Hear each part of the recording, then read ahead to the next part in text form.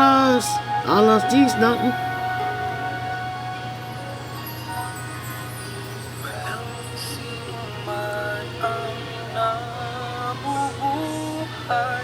Para sa sarili lamang.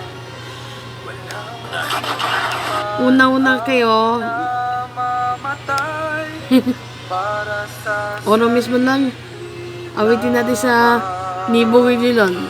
Sa detalye po lahat ay may pananagutan. Sa Savers Cheeseburger Meal, lamang busugera. 99 na Savers Sweet Pusang Meals. Ako rin si Ibo Wililon, oh.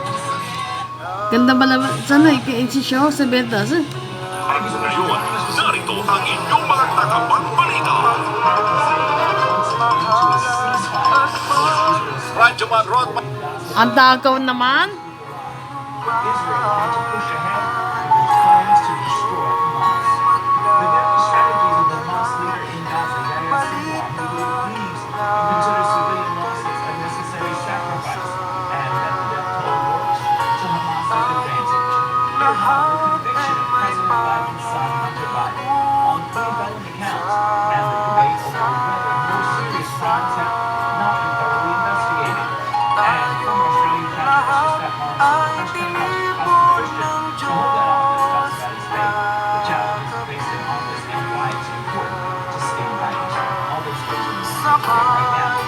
Sabay na mag-aawitan ang mga bansa.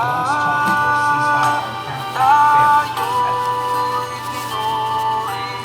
ng Panginoon bilang mga anak. Walang kasama dito. Buisit. Anak na naman, eh. Na may sukat na 50.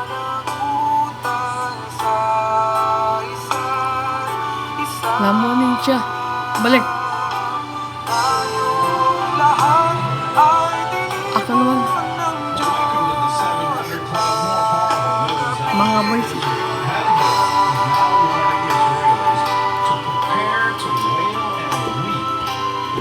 Malikot. Hoy!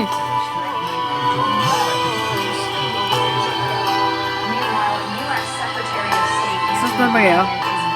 Arthur? Hindi si Dyson?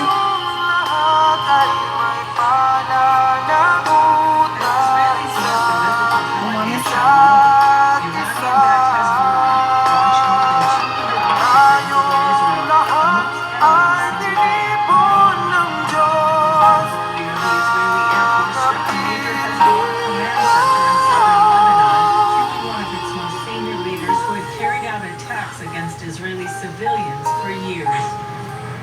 In response, a Hezbollah official pledged a dramatic increase in the strength, intensity, and number of attacks, threatening if the Israelis are crying about what happens to them in the north, they should prepare to wail and weep soon.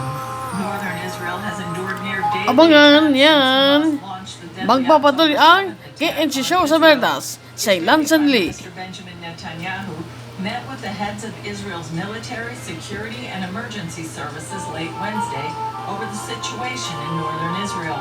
The ramp-up in the north comes as a push for a ceasefire in Gaza has stalled out after Hamas added new demands that Israel can't accept.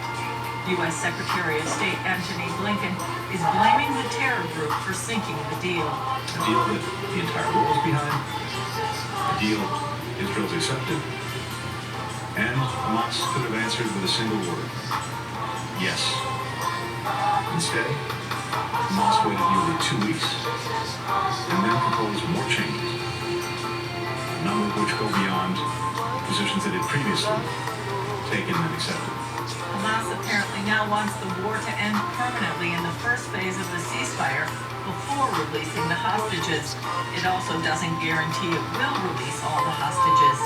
Blinken continues to push for an agreement and a day-after plan to govern Gaza that does not include Hamas. Ultimately, it may not be Yeah, da. Parental guide. Ano? Hamas cannot Japanese. and will not be allowed to decide the future of this nation. Meanwhile, the recently rescued hostages are revealing more about their ordeal. The three men say they were held in a dark room for 6 months, beaten by their guards, and covered with blankets in very hot weather.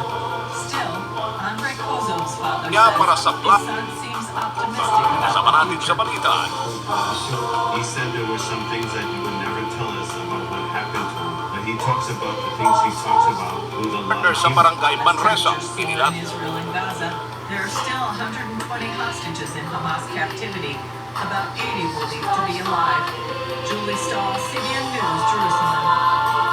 To every thanks that you can have peace with Hamas, please take what they're doing to heart and realize they have no intention of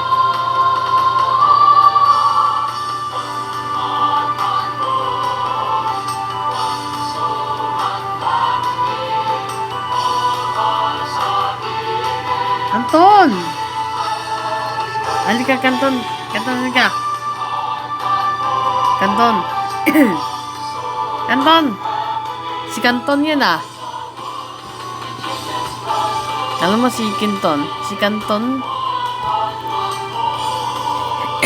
Kanton!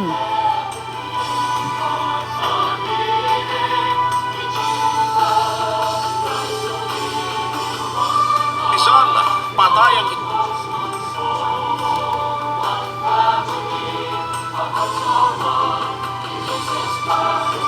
Santo Domingo.